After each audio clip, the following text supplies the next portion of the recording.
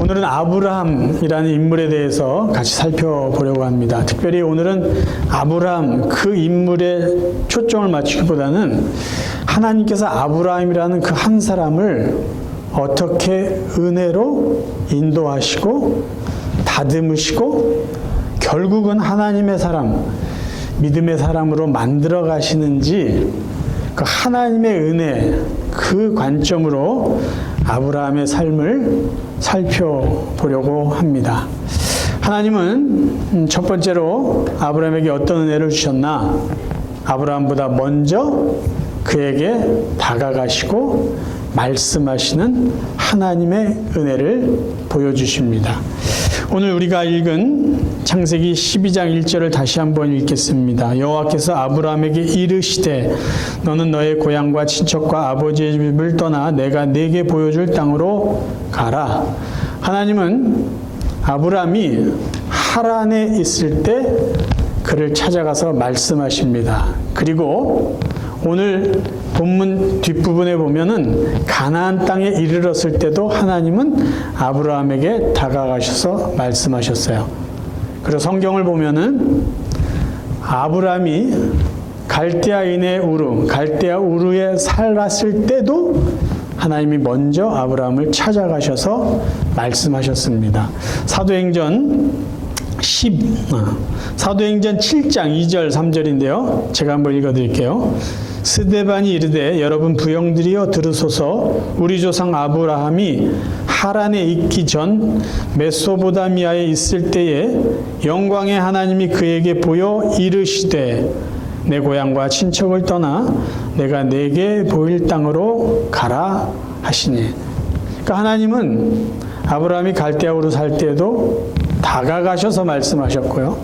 하란에 머물러 있을 때도 다가가셔서 말씀하셨고 그가 가나안 땅에 이르렀을 때 또 그에게 가서 말씀하십니다. 성경에서 보여주는 하나님의 모습은요, 언제나 사람들보다 먼저 일하시는 분이에요. 먼저 사람들을 찾아가시고 먼저 부르시고 말씀하시고 사람들을 먼저 사랑하시는 분, 이분이 바로 하나님이시라는 거예요. 그러면 저희들이 여기서 알 수 있는 것이 하나 있어요.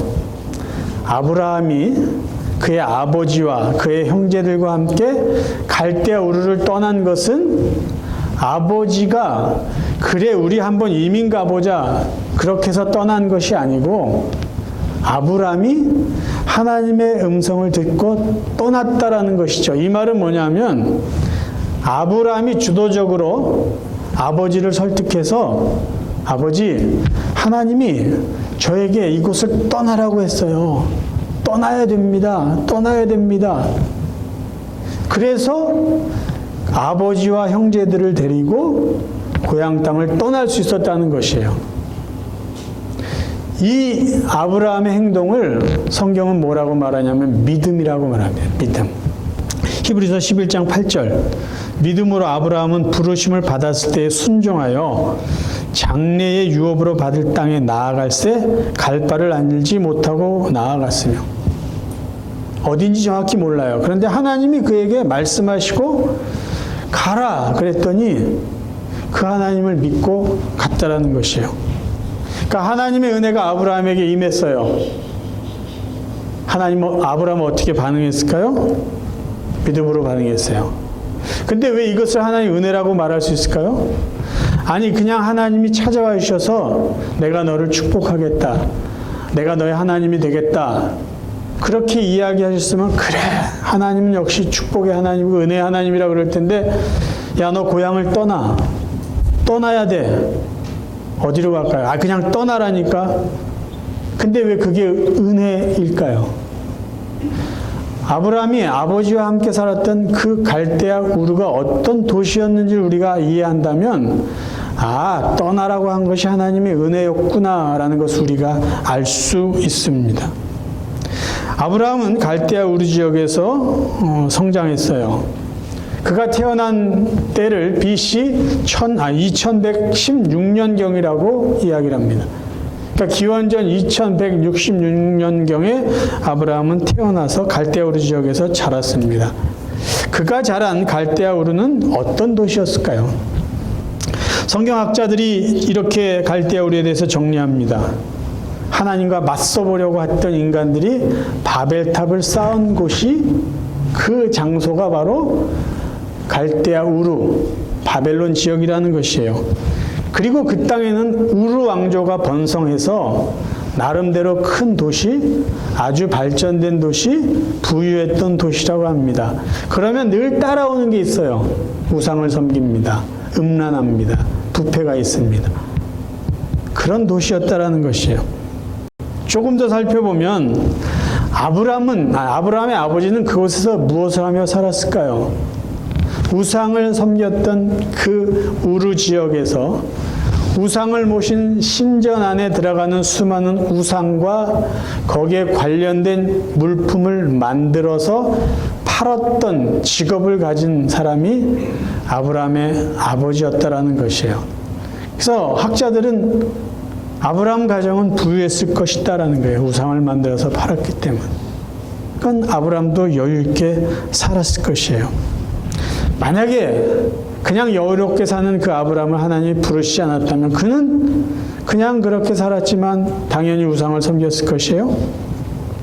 그리고 아버지가 죽으면 아버지의 대를 이어서 우상을 만들고 신전에다 갖다 파는 그런 일을 하면서 살았을 것이에요. 그런데 그가 그렇게 살다 죽었으면 그는 믿음의 조상이 될 수 없었을 것이고요. 그가 그렇게 살다 죽었으면 하나님이 그의 후손을 통해서 이루시는 구원의 역사는 이룰 수 없었을 것이에요. 그래서 하나님은 아브라함을 선택하셔서 그를 축복하시고 죄 가운데 내버려 두시지 않고 하나님의 뜻을 이루는 하나님의 사람으로 만드시고 사용하셨던 것이에요. 그래서 이것을 바로 하나님의 은혜다라고 말합니다. 하나님은 오래전에 아브라함에게 베풀어 주셨던 다가가시고 그를 불러주시는 은혜를 저와 여러분들에게도 베풀어 주셨습니다. 우리가 죄 가운데 있을 때, 죄 속에 있을 때 하나님 예수 그리스도를 통해서 우리에게 구원을 베풀어 주셨어요. 먼저 말씀 읽습니다. 로마서 5장 8절. 그리스도께서는 우리가 아직 죄인이었을 때에 우리를 위해 죽으셨습니다. 이것으로써 하나님께서는 우리를 향한 그분의 사랑을 나타내셨습니다.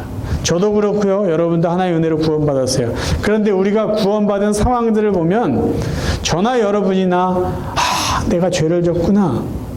그 죄를 깨닫고 하나님께 가서 하나님, 제가 죄를 졌으니까 저의 죄를 용서해 주세요라고 먼저 요구한 사람이 한 사람도 없다는 거예요. 구원의 필요성을 느껴서 하나님을 찾은 사람이 하나도 없다는 거예요. 그걸 신학적으로 뭐라고 말하냐? 전적인 타락이에요. 내가 죄인이라는 것 자체도 몰라요. 그래서 내가 무슨 문제가 있는지도 몰라요. 그래서 하나님을 찾을 능력도 감각도 없어요. 그런 상태에 있는 저와 여러분을 하나님이 미리 찾아오시고 계획하시고 죄 가운데 있는 우리를 건져내셨다는 거죠. 그래서 구원이라는 것은요, 전적인 하나님이 다 알아서 해주신 은혜요, 사랑이라고밖에 말할 수가 없다라는 것이에요. 그래서 우리는 은혜, 구원이라는 이 하나님의 사랑 앞에서는요, 무조건 감사하셔야 돼요. 무조건 감사하셔야 되고 무조건 그 하나님의 은혜 앞에 영광을 돌려야 되는 존재라는 것이에요. 하나님이 아브라함에게 주신 첫 번째 은혜는요, 죄 가운데 있는 그를 불러내 주셨다라는 것이에요.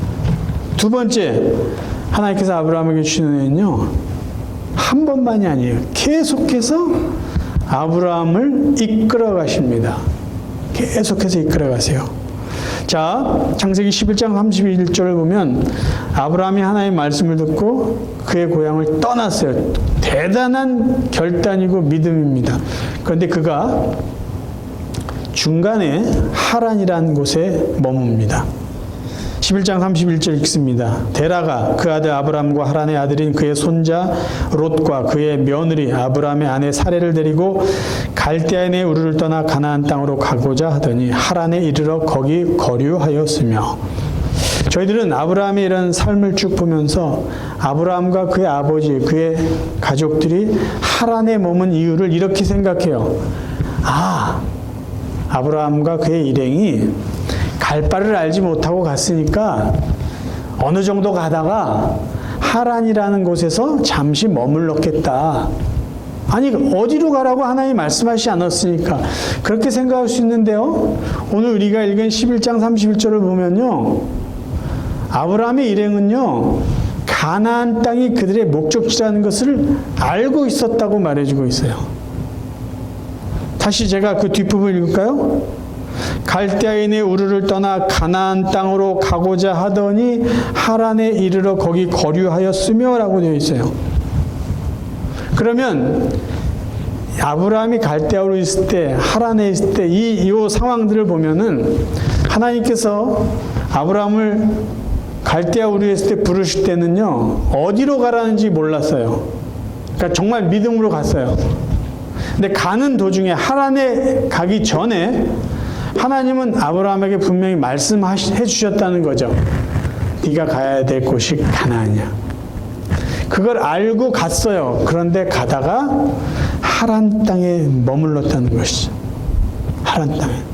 왜 그랬을까요? 이제부터 좀 추측할 필요가 있어요. 왜 그들은 가나안 땅을 가려고 했는데 하란 땅에 머물렀을까요? 하란이라는 곳은요, 거리적으로 보면 갈대아 우르에서 하란까지는 약 700마일 된다고 합니다. 이렇게 곡선을 그으면 올라갔다 내려. 그리고 하란 땅에서 가나안 땅, 하나님이 약속하신 그 땅까지는 약 300km 정도 된대요. 그러니까 중간보다 조금 더 먼 길이에요.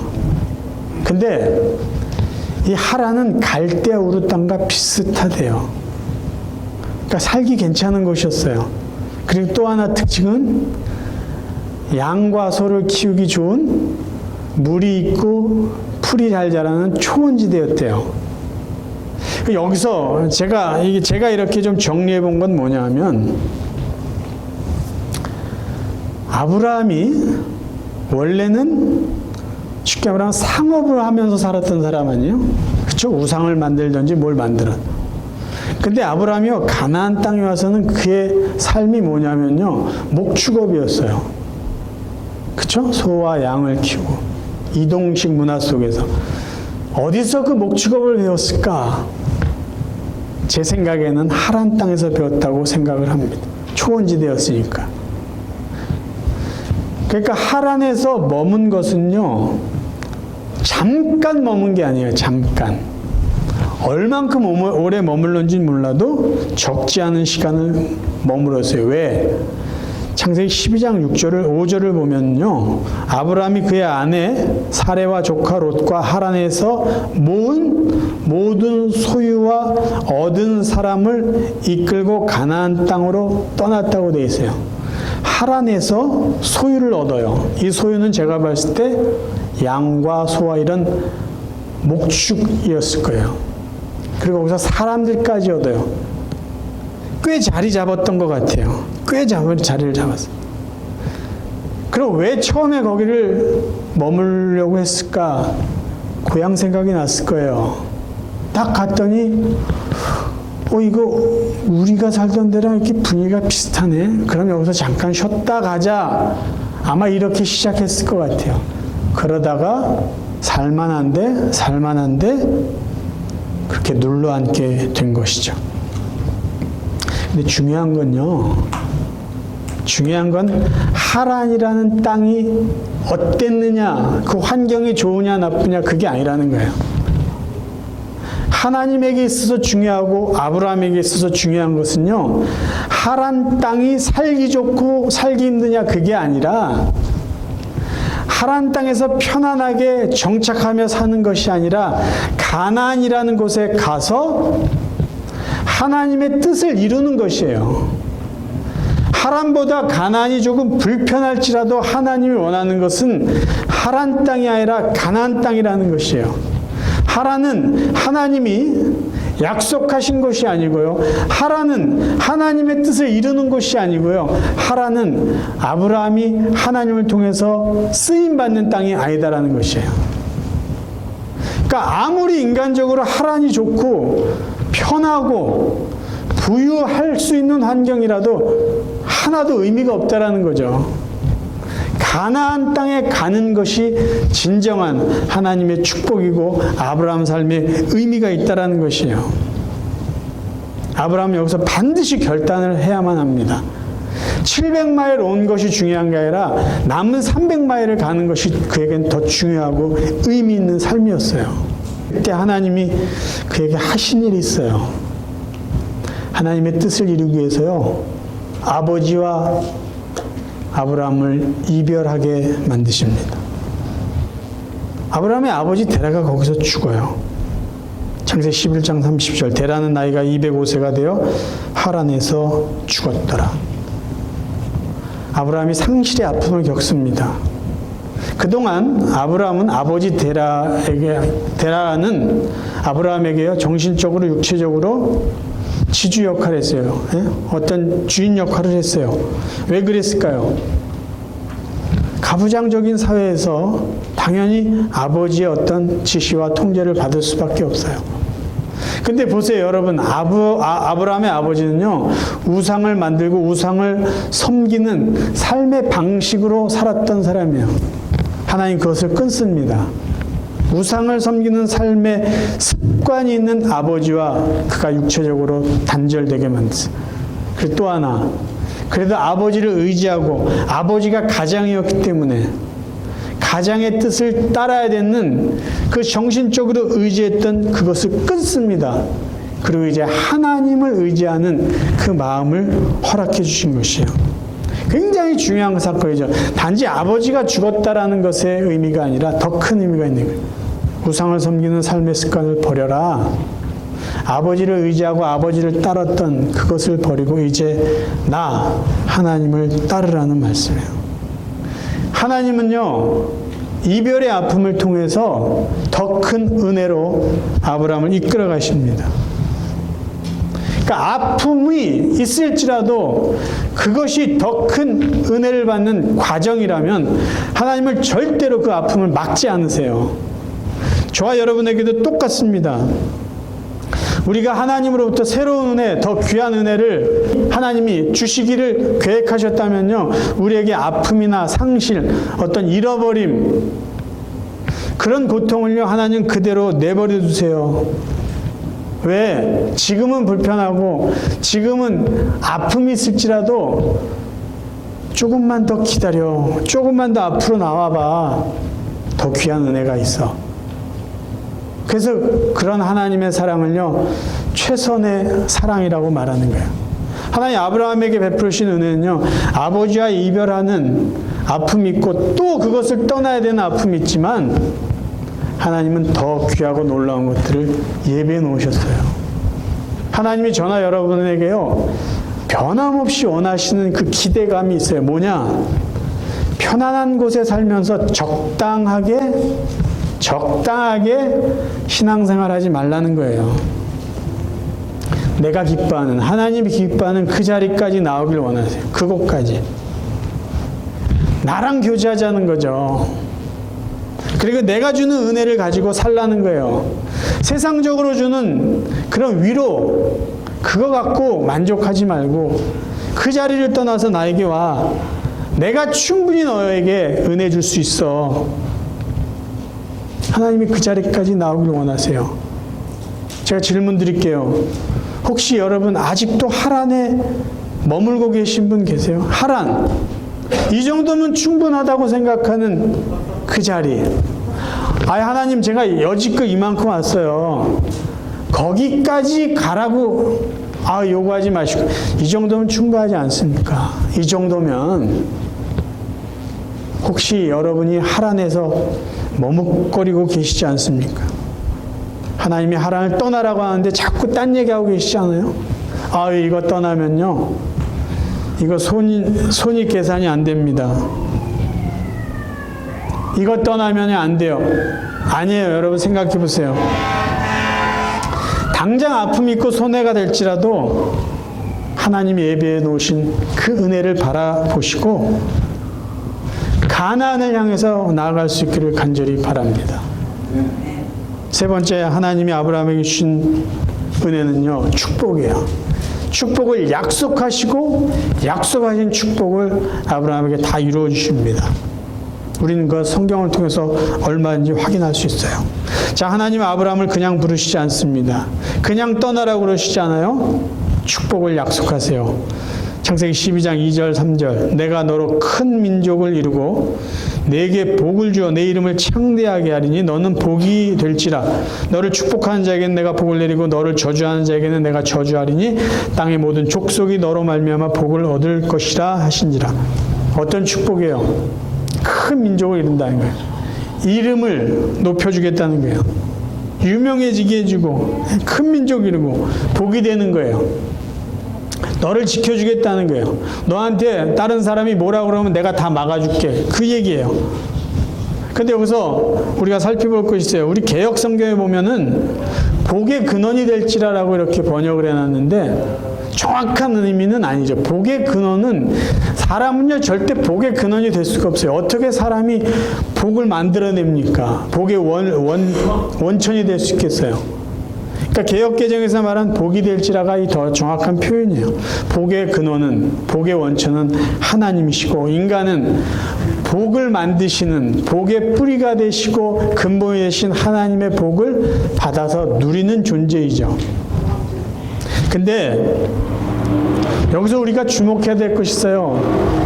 하나님이 아브라함을 축복하시겠다고 약속하셨는데 우리가 주목해야 될 단어는 뭐냐면요. 하나님이 아브라함에게 약속하신 축복의 내용이 아니라 축복의 목적이라는 거예요. 아브라함이 유명해지고 후손이 잘 되는 것, 하나님이 지켜주고 보호해주고 복이 된다는 그것보다도 더 중요한 것은 하나님이 왜 아브라함에게 그런 복을 주시려고 하느냐라는 거죠. 축복의 목적은 3절 맨 뒷부분에 있어요. 땅의 모든 족속이 너로 말미암아 복을 얻을 것이라라는 거예요. 아브라함이 복이 되는 이유는요 어디에 있냐면요 하나님이 그에게 주신 복을 통해서 다른 사람을 복되게 하는 거예요. 제가 질문을 드릴게요. 아브라함이 삶을 살아가는데 그가 하나님께 복받은 사람이다라는 것을 증명할 수 있는 방법은 어디에 있을까요?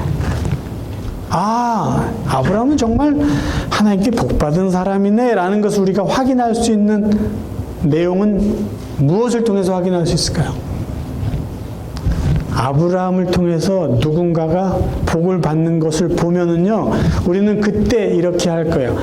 아, 그래, 아브라함은 하나님께 복받은 사람 맞네. 근데요 만약에 아브라함은 후손이 많아지고 돈을 많이 벌고 이름이 높아지고 유명해졌어요. 그런데 아브라함 때문에 그 누구도 유익과 덕을 보지 못했어요. 혜택을 보지 못했어요. 그러면 우리는 어떻게 말해야 되냐면 아브라함은 하나님의 복을 받은 사람이 아니다라고 밖에 말할 수 없어요. 저희들도 하나님이 아브라함을 축복해 주신 것과 크게 다르지 않습니다.